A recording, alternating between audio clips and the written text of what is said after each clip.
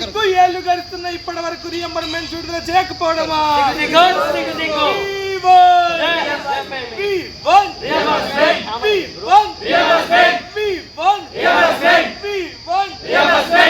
రేవంత్ మాకు రియంబర్మెంట్ ఎప్పుడు ఇస్తారు? రేవంత్ రెడ్డి మా రియంబర్మెంట్ ఎప్పుడు ఇస్తారు?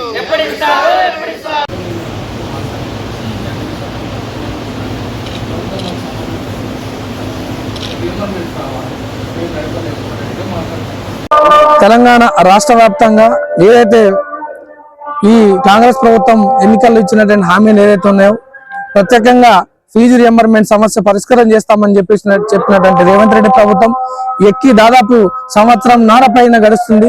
నేటికి విద్యార్థులకు సంబంధించినటువంటి సమస్య ఈ పెండింగ్ ఉన్నటువంటి బకాయిలు ఏమాత్రం విడుదల చేయకపోవడంగా ఈరోజు విద్యార్థులు తీవ్ర ఇబ్బందులు పడుతున్నటువంటి పరిస్థితి ఉంది. ఒకవైపు విద్యార్థులు చదువుకోవాలన్నా చదువు బంద్ చేసుకొని ఇంట్లో కూర్చోవాలనేటువంటి పరిస్థితిలో ఈరోజు విద్యార్థులు వెళ్ళిపోయినారు. ప్రీవియస్ ఇయర్ సంబంధించినటువంటి విద్యార్థులు అందరూ వారి చదువు అయిపోయి ఈ రోజు ఇంట్లో కూర్చున్నటువంటి పరిస్థితి ఈ రోజు కనిపిస్తా ఉంది. అయ్యా రేవంత్ రెడ్డి ప్రభుత్వం మీరు చెప్పినటువంటి హామీలు ఏ హామీలు అమలు చేశారని చెప్పేసి ఈ సందర్భంగా అడుగుతున్నాము. తక్షణమే ఏదైతే ఇంజనీరింగ్ కాలేజీలో సంబంధించిన పరిష్కారం చేయాలి, అదేవిధంగా ఇంజనీరింగ్ కాలేజీలో విద్యార్థులకు ఏదైతే రియంబర్మెంట్స్ సమస్య ఉందో ఆ సమస్యను పరిష్కారం చేయాల్సినటువంటి అవసరం ఉంది.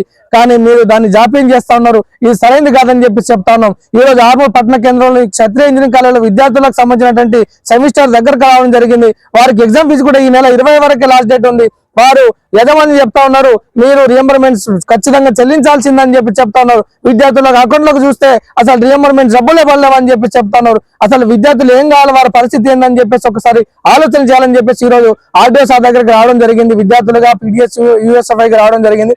వారి సమస్యని ఆర్డీఓ సార్ కూడా సానుకూలంగా స్పందించి పరిష్కారం చేస్తామని చెప్పేసి చెప్పారు. లేకుంటే ఖచ్చితంగా విద్యార్థులతోని రోడ్ల దిగ్బంధం చేస్తామని చెప్పేసి కూడా ఈ సందర్భంగా హెచ్చరిస్తా ఉన్నాం.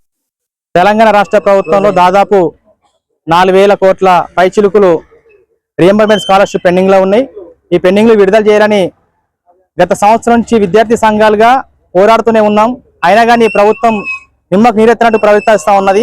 అసెంబ్లీ సాక్షిగా రేవంత్ రెడ్డి విడుదల చేస్తామని చెప్పేసి ఇప్పటివరకు విడుదల చేయకపోవడం సిగ్గుచేటుగా మేము భావిస్తా ఉన్నాం విద్యార్థి సంఘాల కార్యాచరణతో. అదేవిధంగా ఈ రోజు విద్యార్థులకు రియంబర్మెంట్స్ రాకపోవడంతో కళాశాల మేనేజ్మెంట్ ఒత్తిడి చేయడంతో వాళ్ళు ఈ రోజు చదువుకు దూరమయ్యే పరిస్థితి ఉంది. వాళ్ళు ఫీజులు కట్టని పరిస్థితి ఈ రోజు పేద విద్యార్థులలో నెలకొల్తా ఉన్న సమస్య.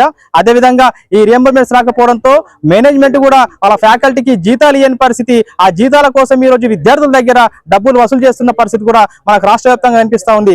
తక్షణమే రాష్ట్ర ప్రభుత్వం చొరవ తీసుకొని మేనేజ్మెంట్లతో చర్చలు జరిపి విద్యార్థులకు న్యాయం చేయాల్సిందిగా మేము కోరుతా ఉన్నాం. లేని పక్షంలో రేవంత్ రెడ్డి ప్రభుత్వానికి దించే విధంగా ఉద్యమాలు తవిచులకు తప్పదన్న విషయాన్ని యూఎస్ఎఫ్ఐగా నేను డిమాండ్ చేస్తా ఉన్నాను. తక్షణమే ఈ రియంబర్మెంట్ స్కాలర్షిప్ విడుదల చేయకపోతే పెద్ద ఎత్తున విద్యార్థి సంఘాల ఆధ్వర్యంతో ఉద్యమాలు మేము కార్యాచరణ తీసుకుంటామని చెప్పేసి ప్రభుత్వానికి తెలియజేస్తా ఉన్నాం.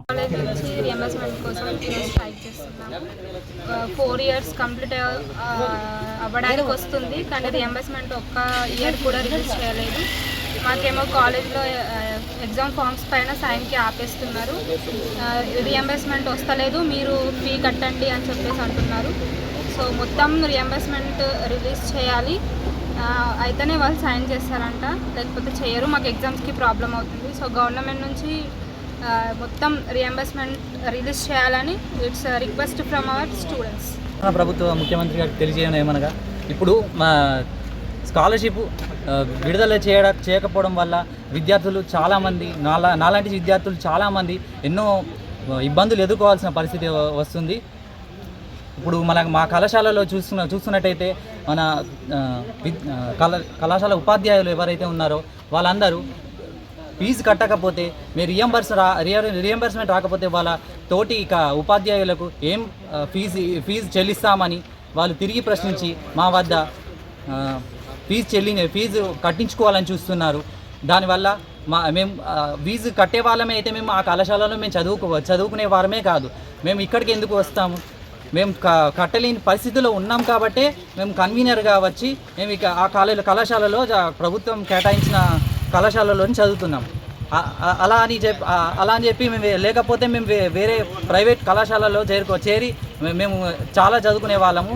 కానీ ఇప్పుడు ఇక్కడ చదవడం వల్ల మాకు గవర్నమెంట్ కేటాయించిన కళాశాలలు చదవడం వల్ల మాకు ఇలాంటి ఇబ్బందులు వస్తాయని మాకు ముందే తెలియ అనే అపోహల మేము బతుకుతున్నామని మాకు తెలియ Thanks for watching. Like, share and subscribe.